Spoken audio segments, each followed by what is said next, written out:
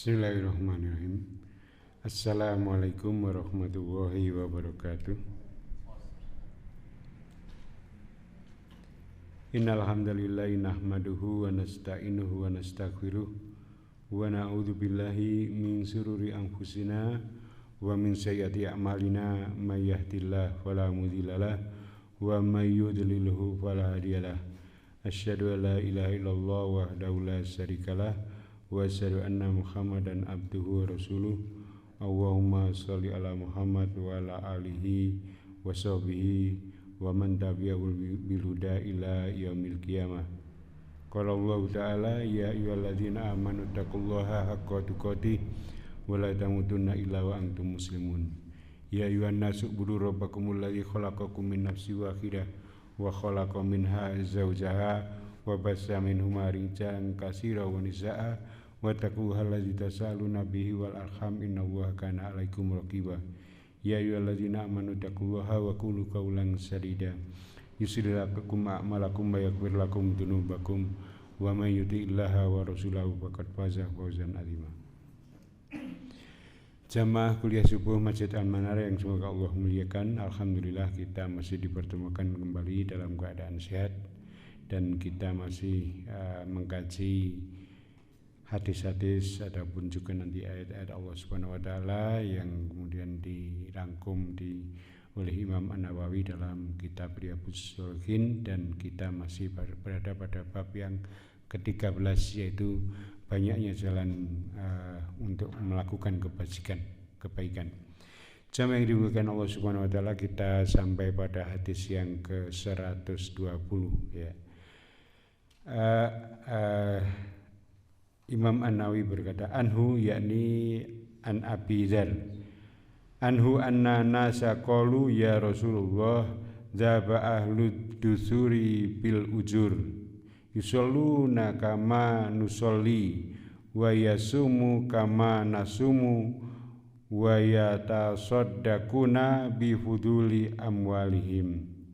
Qala awalaisa qad ja'alakum ma tasaddaqu bihi inna bikulli tasbihatin shadaqah wa kulli takbiratin shadaqah wa kulli tahmidatin shadaqah wa kulli tahlilin shadaqah wa amru bil ma'rufi shadaqah wa nahyu anil munkari shadaqah wa fi budai ahadikum shadaqah.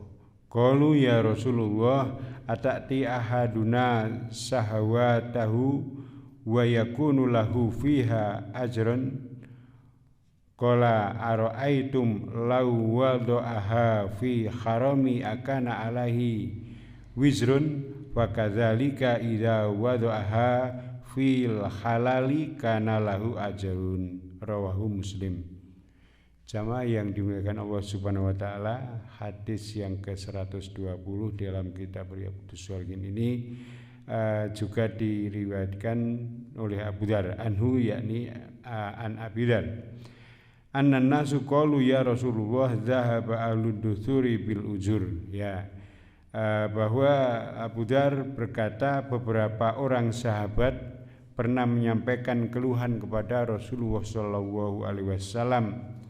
Wahai Rasulullah, orang-orang kaya pergi dengan membawa banyak pahala.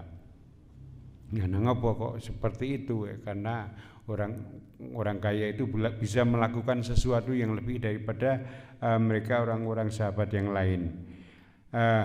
Yusalluna kama nusolli wa yasumu kama nasumu wa yatasaddaquna bi fuduli amwalihim. Ya, mereka itu sholat sebagaimana kami juga sholat. Mereka juga berpuasa sebagaimana kami berpuasa, tetapi mereka mampu bersedekah dengan kelebihan harta mereka. Ya. Kemudian Rasulullah Shallallahu Alaihi Wasallam bersabda, awalaisa qad ja'alakum ma tasaddaqu bihi inna bikulli tasbihatin shadaqah wa kulli takbiratin shadaqah wa kulli tahmidatin shadaqah wa kulli tahlilin shadaqah. Ya. Kemudian Rasulullah menghibur para sahabat yang tidak punya banyak harta itu, bukankah Allah telah menjadikan bagi kalian untuk sedekah? Kalau tidak bisa bersedekah dengan harta, kalian bisa bersedekah dengan yang lain. Sesungguhnya setiap tasbih bacaan subhanallah itu adalah sedekah. Setiap takbir bacaan Allahu Akbar itu sedekah. Setiap tahmid bacaan alhamdulillah itu adalah sedekah. Setiap tahlil bacaan la ilaha illallah itu adalah sedekah. Wa amru bil ma'rufi shadaqah wa nahyu anil munkari shadaqah wa fi bud'i ahadikum shadaqah. Bahkan dengan menyuruh kebaikan adalah sedekah, mencegah kemungkaran adalah sedekah, dan bersetubuh dengan istri adalah juga sedekah. Qalu ya Rasulullah ayati ahadukum sahwatahu wa yakunu lahu fiha ajrun. Ya, mereka bertanya, wahai Rasulullah, bagaimana salah seorang di antara kami mendapatkan pahala sedang dia itu mengikuti syahwatnya? Qalu ara'aitum law wada'aha fi harami akana alaihi wizrun. Ya, bukankah seorang di antara ya Rasulullah sallallahu alaihi wasallam bersabda, bukankah seorang yang menyalurkan syahwatnya pada tempat yang haram itu berdosa? Wa kadzalika idza wada'aha fil halali kana lahu ajrun. Maka demikian pula apabila dia menempatkan syahwatnya itu pada yang halal, yaitu pada istri-istrinya, dia akan mendapat pahala. Jamaah yang dimuliakan Allah Subhanahu wa taala, Imam An-Nawawi menyebutkan riwayat dari Abu Dzar bahwa para sahabat bertanya kepada Rasulullah sallallahu alaihi wasallam, ya, bagaimana zahaba ahlud dusuri bil ujur? Wahai Rasulullah, orang-orang kaya itu banyak pergi dengan membawa banyak pahala. Maksudnya itu mereka mendapatkan pahala yang lebih dengan sedekah. Ya, mengapa? Ya, mengapa demikian? Karena mereka bisa ya sholat sebagaimana kami sholat. Ya, yusalluna kama nusolli wa yasumu kama nasumu wa yatasaddaquna bi fuduli amwalihim. Ya, mereka itu sholat sebagaimana kami juga sholat. Ya, mereka berpuasa sebagaimana kami berpuasa, tetapi mereka mampu bersedekah dengan kelebihan harta mereka, sementara kami tidak. Jadi maksudnya ya mereka sama-sama mengerjakan ibadah-ibadah yang kita juga mengerjakan. Ya, mereka biasa melakukan seperti yang kita lakukan, mereka sholat seperti yang kita lakukan sholat. Ya. Tetapi mereka lebih banyak pahala karena mereka mampu bersedekah dengan kelebihan harta. Jadi ini di sini ada kecemburuan dari para sahabat yang tidak diberi kelebihan harta, bukan hasad, nggih. Jadi berbeda antara kecemburuan dan hasad. Kalau cemburu itu ingin seperti yang mereka punya, tetapi digunakan untuk kebaikan, karena yang dicemburui itu tentang mereka itu bersedekah, tentang mereka itu banyak mendapatkan pahala, bukan sesuatu yang lain. Mereka punya banyak harta sehingga bisa ini, bisa itu, bisa ini, bisa itu, tidak. Tetapi yang disampaikan mereka pergi dengan membawa banyak pahala. Jadi ini adalah satu ungkapan dari para sahabat. Mereka itu bersungguh-sungguh untuk berlomba-lomba mendapat banyak pahala. Ya, bukan fasilitas-fasilitas karena kelebihan hartanya itu yang dicemburui, tetapi fasilitas untuk dapat mendulang pahala dengan kelebihan hartanya. Ya, sebagaimana kita telah ketahui bahwa Allah berfirman, ya, wa qul i'malu fa sayarallahu amalakum wa rasuluhu. Ya, bekerjalah kamu maka Allah beserta orang-orang Rasul dan juga nanti orang-orang mukmin itu akan melihat pekerjaan kamu, yaitu amal-amal kamu. Ya, jadi kita disuruh beramal yang nanti tujuannya itu adalah dilihat oleh Allah. Berarti bukan sekedar amal perbuatan yang sia-sia atau sembarang perbuatan, tetapi amal perbuatan yang mendatangkan ibadah. Kemudian pada ayat yang lain Allah berfirman, "Faman sakulat mawazinuhu faulaika humul muflihun." Maka barang siapa yang berat timbangan kebaikannya, amal-amal kebaikannya, yaitu amal soleh yang dilakukan oleh seseorang itu, maka mereka itulah orang-orang yang beruntung. Ayat-ayat ini itu jelas tertanam di dalam para sahabat. Sehingga bagaimana saya bisa beramal sebanyak-banyaknya begitu ya. Jadi para sahabat itu cemburunya dengan orang-orang kaya itu karena mereka itu bisa beramal sesuatu yang lebih dibandingkan dengan kami-kami ini. Mereka bisa bersedekah ya, sedangkan kami tidak. Jadi mereka itu bukan hasad ya. Para sahabat bukan hasad. Kalau hasad itu tidak suka kalau orang lain itu mendapatkan kenikmatan dan berharap kenikmatan yang didapatkan orang lain itu hilang gitu. Jadi tidak suka ya, ada rasa tidak suka, tetapi yang muncul di hadapan para sahabat yang kurang mampu itu, mereka itu pengen seperti yang orang lain dapatkan sehingga mereka bisa mendulang pahala lebih. Jamaah yang dimuliakan Allah Subhanahu wa taala, ini ungkapan ini juga senada dengan orang-orang para muhajirin ya, yang miskin-miskin itu terhadap orang-orang yang kaya. Di antara mereka yang bisa memerdekakan budak. Ya, jadi mereka orang-orang muhajirin yang fakir itu, orang-orang kaya mampu memerdekakan budak, sedangkan kami tidak. Padahal pahala memerdekakan budak itu besar sekali ya. Itu Allah akan membebaskan orang yang memerdekakan budak dengan dibebaskan dari neraka ya. Seperti anggota tubuhnya, kalau membebaskan satu itu kan berarti anggota tubuhnya banyak, maka ya termasuk kepala, ya tangan, ya badan, ya kaki, semuanya itu nanti dibebaskan dari api neraka. Maka pahalanya kan sangat besar tuh, karena bisa dibebaskan dari api neraka. Maka orang-orang fakir muhajirin itu iri mereka bisa memerdekakan budak sedangkan kami tidak. Jadi yang dipikirkan adalah tentang pahala. Ya, jamaah yang dimuliakan Allah Subhanahu wa taala. Jadi mereka itu ternyata punya semangat yang tinggi ya. Kenapa? Mereka itu iri untuk bisa melakukan sesuatu dalam hal merebut pahala, mendulang pahala dengan kelebihan harta mereka.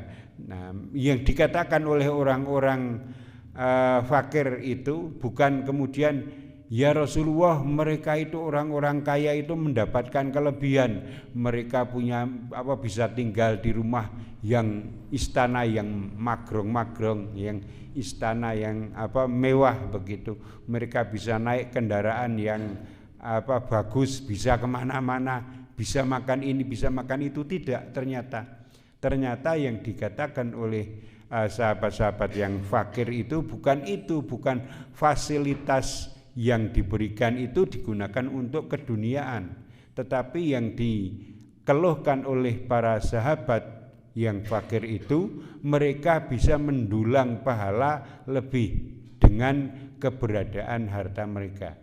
Jadi ini adalah semangat ya, semangat untuk berbuat kebajikan, semangat untuk mendulang pahala. Jadi fasilitas-fasilitas yang ada itu ternyata digunakan untuk mendulang pahala. Ya, jadi apa gunanya ya, misalnya fasilitas yang diberikan oleh seseorang tetapi justru malah mendatangkan madharat, mendatangkan dosa. Lebih baik ya sedikit saja, enggak masalah ya. Toh kemudian untuk bisa beramal soleh itu ternyata banyak yang bisa dilakukan ya. Jadi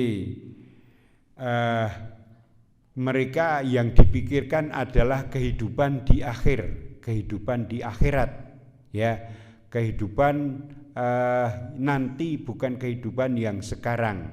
Mereka yakin betul bahwa kehidupan di zaman akhir itu lebih baik daripada yang sekarang. Walal akhiratu khairul laka minal ula, bahwa kehidupan di hari kemudian itu ya lebih baik bagimu daripada kehidupan yang di permulaan, yaitu di dunia ini. Jadi meskipun di dunia itu serba menyenangkan, kadang menggiurkan, bahkan melupakan oleh kepada orang-orang tertentu ya, karena fasilitas-fasilitas yang diberikan itu tidak sama satu dengan yang lain, sehingga ada orang-orang yang kemudian tergiur dengan kenikmatan dunia. Memang semakin hari itu dunia semakin banyak berhias ya, semakin mudah, segala sesuatu semakin mudah ya.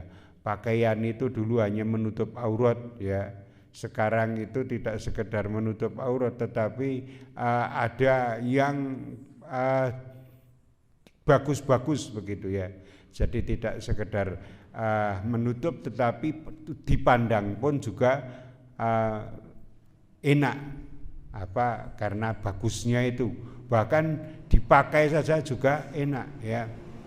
Jadi mungkin bagi kita ya pokoknya pakaian itu melindungi badan, anget gitu ya. Tetapi ternyata beberapa komentar itu yang pernah mungkin sampai ke telinga kita, baju itu nek sing asli gitu, karo katakanlah merek-merek terkenal. Kita mungkin mendengar beberapa merek terkenal itu, tapi mungkin yang sampai pada kita itu yang KW berapa gitu ya. Tetapi yang sesungguhnya itu tinggoke adem gitu, tidak kemudian kerusak-kerusuk dan nyaman sekali ya. Mungkin orang-orang yang kemudian hanya melihat fasilitas dunia untuk kenikmatan dunia itu akan melihat, wah senengnya nek sing sugih-sugih ya pakaiannya ya adem-adem dinggo gitu. Tidak pernah merasa gerah terhadap suasana yang panas atau dingin-dingin, ya tetap bisa menikmati hangatnya ya. Tetapi bagi orang-orang yang beriman ya, itu apapun keadaannya itu adalah satu kenikmatan. Alhamdulillahi ala kulli hal ya.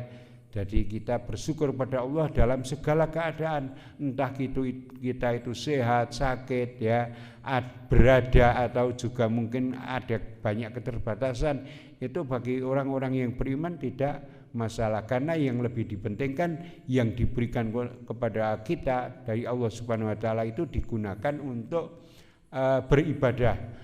Wa ma khalaqtul jinna wal insa illa liya'budun. Maka segala sesuatu yang ada yang melingkupi diri kita itu digunakan sepenuhnya untuk beribadah kepada Allah. Jadi meskipun diberikan dengan sedikit tetap bisa beribadah kepada Allah, apalagi diberikan banyak, itu harapannya. Maka para sahabat itu cemburu bukan cemburu dalam hal bisa menggunakan fasilitas untuk keperluan dunia, tetapi cemburu untuk bisa berbuat lebih, yaitu dalam mendulang pahala. Karena orang-orang yang kaya itu bisa bersedekah, bisa memerdekakan budak, sementara kami tidak bisa. Padahal amal-amal yang lain itu mereka juga mengerjakan. Sholat mereka juga mengerjakan seperti yang kita lakukan. Puasa mereka juga berpuasa, tetapi mereka bisa beribadah dengan harta. Sementara kami tidak, tetapi tidak diungkapkan begitu. Ya, mereka yakin betul walal akhiratu khairul laka minal ula, bahwa kehidupan di akhir itu adalah lebih utama daripada kehidupan yang terdahulu, yaitu di dunia ini. Jadi para sahabat itu seakan-akan protes kepada Rasulullah itu karena ketamakan mereka terhadap kebaikan. Tamak tapi kebaikan ya. Jadi iri ya, cemburu untuk bisa berbuat kebaikan, bukan karena dengki ya. Bukan karena tidak menerima takdir Allah, tetapi pengen bisa melakukan yang lebih. Jamaah yang dimuliakan Allah Subhanahu wa taala ya, kemudian Rasulullah sallallahu alaihi wasallam memberikan solusi. Awa laisa qad ja'aka lakum ma tasaddaquna bih. Ya, bukankah Allah telah menjadikan bagi kalian untuk bersedekah? Maksudnya jika kalian tidak mampu menggunakan harta untuk bersedekah, ya, bersedekah dengan harta, maka kalian bisa bersedekah dengan amal soleh yang lain, ya. Inna bikulli tasbihin shadaqah wa takbirin shadaqah wa kulli tahmidin shadaqah wa kulli tahlilin shadaqah. Wal amru bil ma'rufi shadaqah wa nahyu 'anil munkari shadaqah. Bahwa sesungguhnya setiap bacaan takbir, tahmid, tahlil, ya, itu adalah sedekah. Bahkan menyuruh kepada berbuat kebajikan itu adalah sedekah, ya. Jadi kalau kita bisa mengajak, kalau tidak bisa memberi ya mengajak kepada kebaikan, ya. Kalau tidak bisa menolong orang dengan harta ya bisa mencegah dari perbuatan kemungkaran, itu adalah sedekah. Itu adalah ganti ketika kalian tidak bisa bersedekah dengan harta kalian. Ya. Jemaah yang dimuliakan Allah Subhanahu wa taala, dan ini kita sudah membahas kemarin untuk setiap ucapan-ucapan takbir, tahlil, tahmid, ya, tasbih adalah sedekah. Adapun kemudian wal amru bil ma'rufi shadaqah wa nahyu 'anil munkar adalah sedekah. Karena memang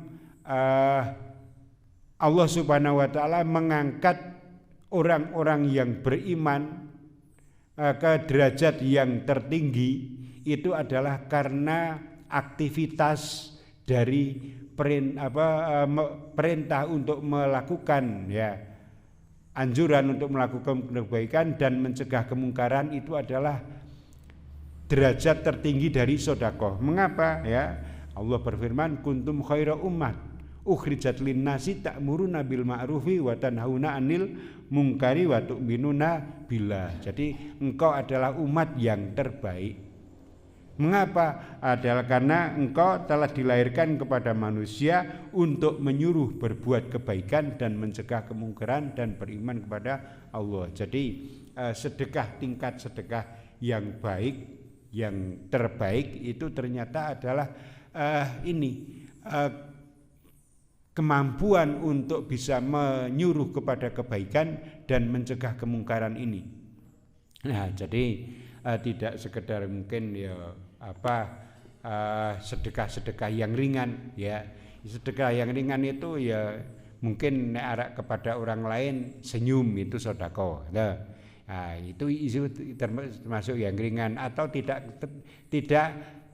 terkait dengan orang yang lain, misalnya bacaan-bacaan kita tasbih, tahlil, tahmid, ya, itu sedekah. Tetapi kalau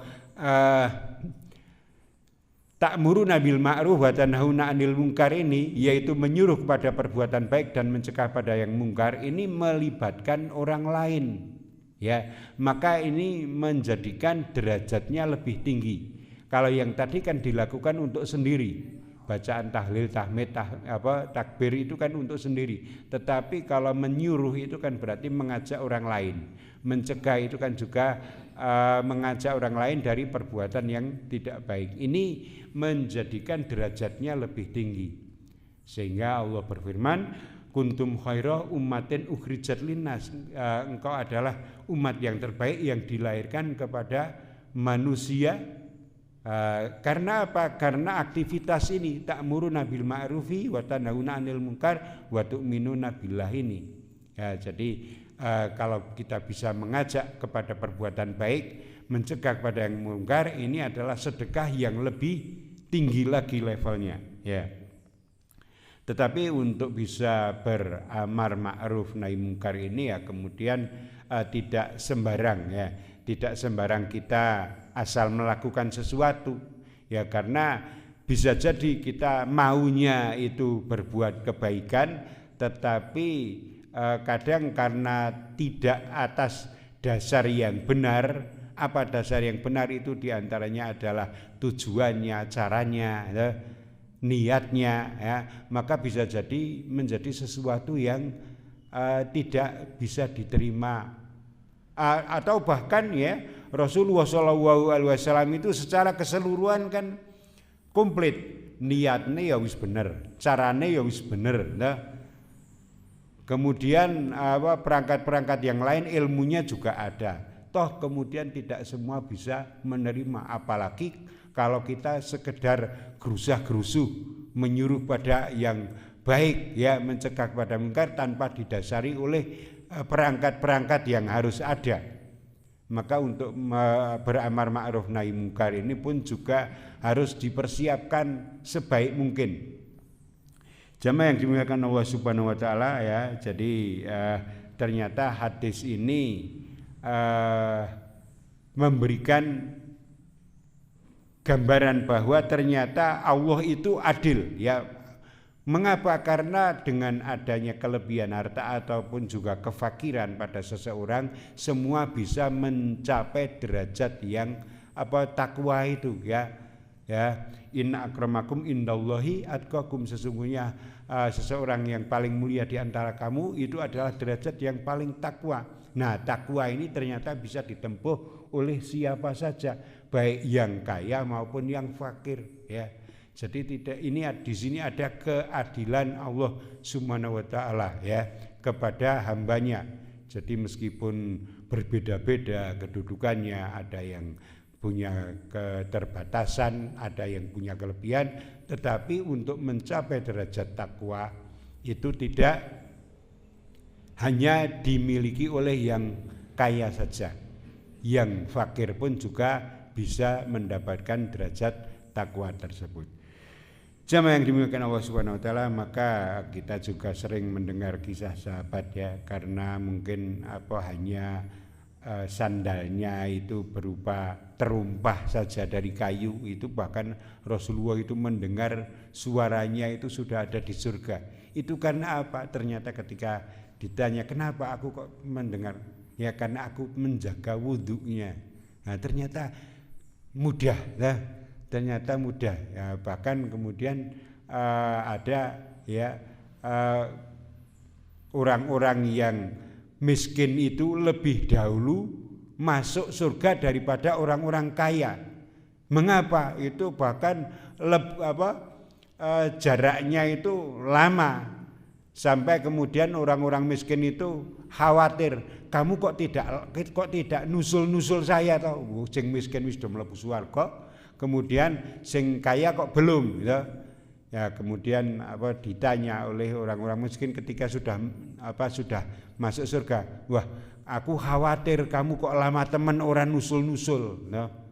Nah, kemudian yang kaya itu menyampaikan, wah, ternyata dalam mempertanggungjawabkan harta yang ada itu sangat berat, bahkan peluhnya karena mempertanggungjawabkan itu sangat banyak. Seandainya hewan-hewan itu tidak makan kemudian hanya minum peluhnya itu sudah sangat cukup dan kenyang. Itu karena menggambarkan tentang peluhnya orang-orang yang kaya dalam mempertanggungjawabkan itu. Maka orang-orang yang miskin, yang fakir itu lebih dulu masuk surga itu karena dia tidak dimintai pertanggungjawaban yang banyak tentang apa yang dimiliki. Tetapi bagi orang-orang yang kaya itu jelimet, ya. Yang jelimet ditakoni oleh sekondi, ya. Kemudian piye carane, kemudian menggunakannya bagaimana. Wah, itu sampai kemudian alam itu detailnya seberapa itu digambarkan dalam hadis itu, kok sampai berkeringat yang sangat, ya, peluhnya itu sangat banyak itu, ya. Maka jamaah yang dimuliakan Allah Subhanahu wa taala, ternyata Allah memberikan banyak keterbatasan itu juga bukan berarti itu adalah bukan nikmat, ya. Itu nanti adalah nikmat. Walal akhiratu khairul laka minal ula. Toh nanti akan yang didapatkan di dunia dari fasilitas yang ada itu nanti di akhirat itu akan didapatkan juga, ya, bahkan lebih baik, ya. Maka tidak usah iri dengan apa-apa yang didapatkan oleh orang-orang yang kaya. Kembali kepada tadi perintah untuk amar ma'ruf tadi, ya. Tadi tidak sembarang orang bisa kemudian seenaknya saja untuk melakukan amar ma'ruf, tetapi harus kemudian ditoto atine ya. Jadi pelakunya itu harus memahami syariat dulu ya. Wala takfu ma laisa bi ilm inna sam'a wal absara wal fuada kullu ulaika kana anhu mas'ula ya. Jadi jangan kamu mengikuti sesuatu yang kamu tidak ketahui, karena pendengaran, penglihatan dan hati itu nanti akan dimintai pertanggungjawaban. Jadi apa yang kita lakukan itu nanti akan dimintai pertanggungjawaban, termasuk kita mengajak sesuatu itu juga harus dengan ilmu begitu ya. Jadi tidak sekedar mengajak, tetapi harus ada ilmunya untuk mengajak itu. Karena apa? Pelakunya itu harus mengetahui ilmu syariat. Karena apa? Karena nanti akan dimintai pertanggungjawaban terhadap yang kita lakukan itu, yaitu pendengaran kita, penglihatan kita, hatinya ya, semua perbuatan kita itu nanti akan dimintai pertanggungjawaban. Jadi bentuk kemungkaran adalah kita mengajak sesuatu tetapi tanpa dasar ilmu ya, tidak mengetahui alasan baik buruknya itu ya. Koyone arek mengajak kepada kebaikan, tetapi tenan to nek koyo ngene iki baik apa ora. Nek tenan wis ngerti tenan ya kebaikan itu, maka mari kita lakukan untuk beramal ma'ruf itu. Tetapi nek urung paham tenan ya aja asal mengajak ya, nanti kemudian ada kekeliruan. Jamaah yang dimuliakan Allah Subhanahu wa taala, maka orang yang mengajak itu harus benar-benar ya, mengajak itu, misalnya mengajak kebaikan atau mencegah kemungkaran itu benar-benar akan diajak kepada sesuatu yang baik. Atau kalau mencegah kemungkaran ini yang mereka lakukan itu benar-benar kemungkaran, jangan asal mencegah ya. Misalnya ada orang yang berduaan, ada laki-laki perempuan berduaan, kemudian kita kok pacaran nang kene. Ini pernah ya, itu pada teman saya itu ya, di Masjid Agung Temanggung ya, itu di seneni karo satpam. Nah, nek pacaran aja nang kene, ya. Ya, padahal teman saya itu wis ndek anak loro. Tapi karena memang ya dua-duanya itu tampilannya itu kaya bocah nom gitu loh. Memang baby face itu apa istilah itu ya. Jadi tampilannya itu seperti anak muda, padahal anaknya sudah 2, nikahnya lebih dulu daripada saya. Itu ternyata seperti itu. Koyone melarang, tetapi tanpa dasar ilmu tadi. Ya, jadi harus tahu betul bahwa yang dilarang itu melanggar perintah, ya. Bukan asal melarang, padahal sesungguhnya yang dilarang itu bukan sesuatu yang melanggar perintah. Ya mereka arek leren toh, kan aktivitas kemudian leren nang Masjid Agung ya, kemudian melakukan sholat nang Masjid Agung, itu suatu kebaikan. Dan suami istri lagi kemudian ya leren-leren seperti itu, tetapi kemudian dikira pacaran. Jadi memang harus ada ilmu ya, jadi ada cetose ini yang dilarang itu melanggar tenan apa ora. Atau kemudian jangan sampai yang sifatnya larangan itu berakibat lebih parah daripada ketika kita melarang sesuatu. Misalnya kan ya meskipun dengan berbagai macam argumen ya, itu kan kita mengetahui bahwa namanya kalau kita di sini karo pengajian karo merokok ngono kan ya ora pantes gitu ya. Ora pantes begitu, karena memang ada merokok kowe ora api, atau ada yang kemudian mengharamkan, tetapi bukan kemudian setiap orang yang merokok langsung kita larang.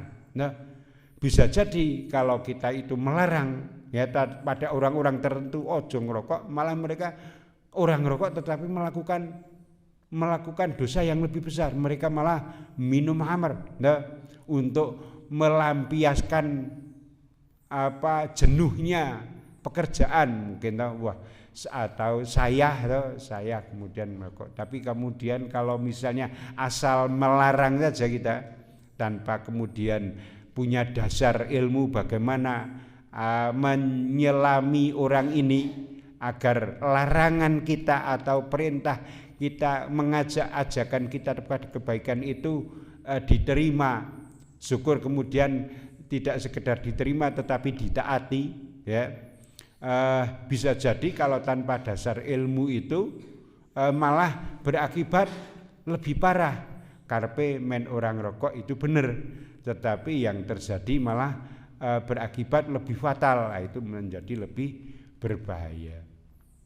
Maka jemaah yang dimuliakan Allah Subhanahu wa taala, karena semuanya nanti akan dimintai pertanggungjawaban, termasuk cara kita untuk beramal ma'ruf nahi mungkar pun juga akan dimintai pertanggungjawaban, ya. Tenan duwe ngilmune apa ora? Tenan yang kita lakukan itu terhadap seseorang itu betul atau tidak? Bahkan kemudian lebih penting lagi adalah tujuan kita melakukan melarang, ya, itu harus ikhlas dulu. Kita ikhlas dulu dan bertujuan untuk kebaikan, bukan sesuatu yang pengen di alam, ya, kita ini sok akon-akon kebaikan, sok melarang kemungkaran, tetapi tujuannya karena tujuan politis, ya, tujuan politis, sehingga kalau di panggung itu mengatakan seperti itu, tapi di kehidupan nyata ora popo kalak nyongkek kampanye aku ya kudu omong sing kaya ngono kae to.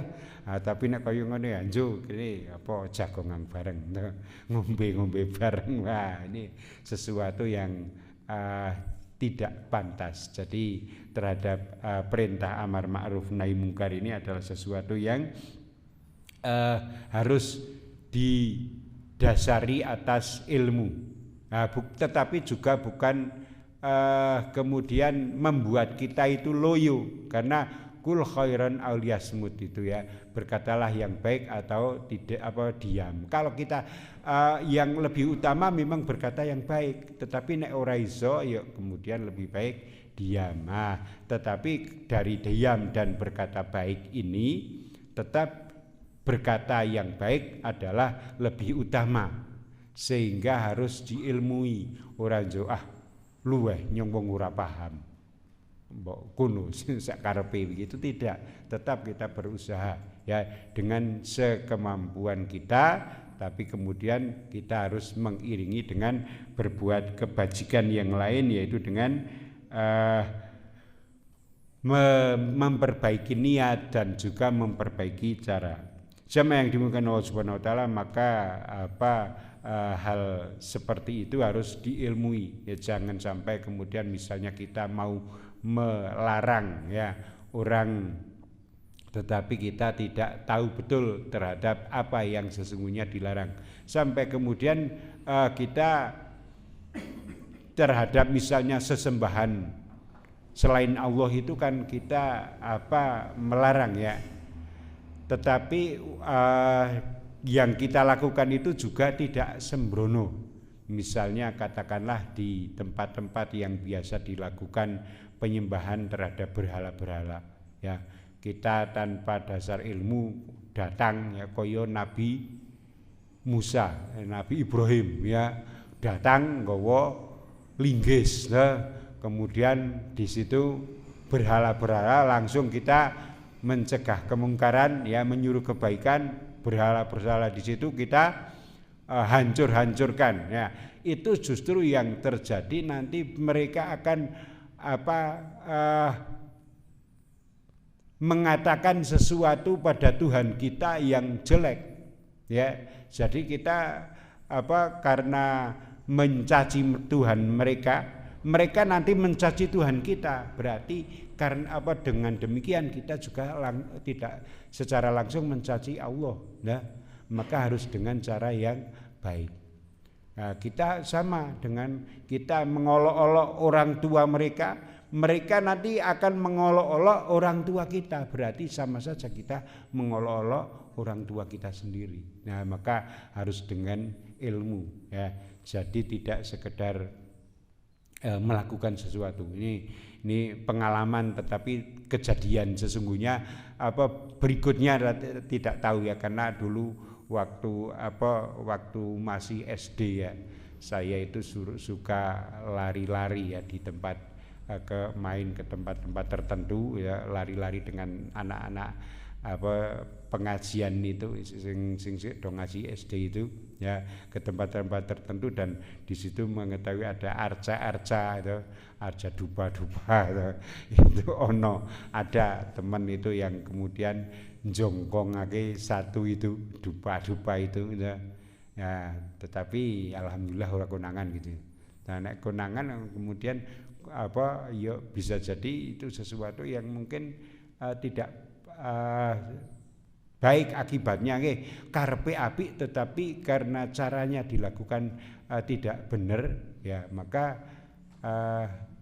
nanti bisa akibatnya tidak benar ya. Maka jamaah yang dimuliakan Allah Subhanahu wa taala, untuk melakukan amal ma'ruf dan nahi mungkar ini yang lebih penting nanti kemaslahatannya itu lebih besar ndak daripada madorotnya. Kalau kemudian nanti madorotnya yang lebih besar daripada maslahat yang didapatkan, yaitu kemudian jangan dilakukan terlebih dahulu. Kita cari momen yang tepat, kita cari cara yang lebih tepat. Maka dakwah itu tetap harus digaungkan terus ya, sehingga semua bisa nanti sampai ilmunya itu pada orang-orang yang mungkin masih melakukan maksiat-maksiat itu, sehingga nanti bisa diajak untuk ke amar ma'ruf ya, ke perbuatan yang ma'ruf ya, dan juga dicegah dari perbuatan yang mungkar. Jamaah yang dimuliakan Allah Subhanahu wa taala, dan akhir hadis tadi ternyata bahwa bersedekah ya, bersetubuh dengan istri yang halal ya, itu juga sedekah. Sehingga para sahabat kemudian bertanya, loh, menyalurkan syahwat juga sedekah? Nah, kemudian Rasulullah, bukankah kalau disalurkan kepada tempat yang tidak semestinya itu dosa?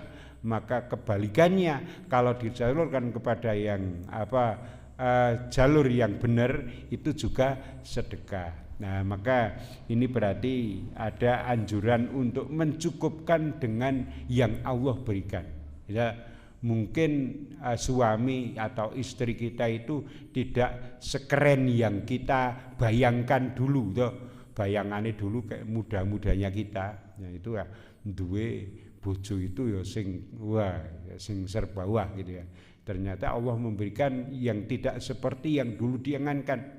Tetapi bagi orang yang beriman ya, itu adalah tempat bersedekah. Jadi tidak usah mengharapkan yang lebih dari yang Allah berikan ya. Jadi mencukupkan dengan yang Allah berikan.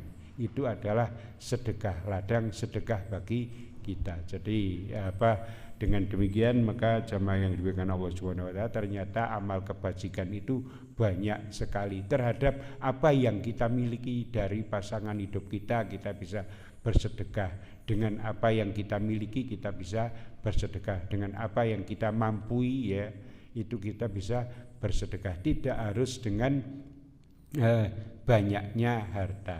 Adapun kemudian orang-orang yang diberikan harta itu kalau bisa bersedekah itu adalah sebuah keutamaan, sehingga para sahabat pun juga ketika cemburu untuk memiliki harta, yang dipikirkan adalah bukan untuk digunakan sebagai fasilitas untuk berfoya-foya, tetapi adalah dipakai fasilitasnya itu untuk mendulang pahala. Ini jamaah yang dimuliakan Allah yang bisa kita sampaikan pada kesempatan hari ini. Semoga bermanfaat, kurang lebihnya mohon maaf. Kita beristighfar kepada Allah ya, kalau ada hal yang salah yang bisa kita sampaikan ya, kita akhiri. Subhanakallahumma wa bihamdika asyhadu an la ilaha illa anta astaghfiruka wa atubu ilaik. Wassalamualaikum warahmatullahi wabarakatuh.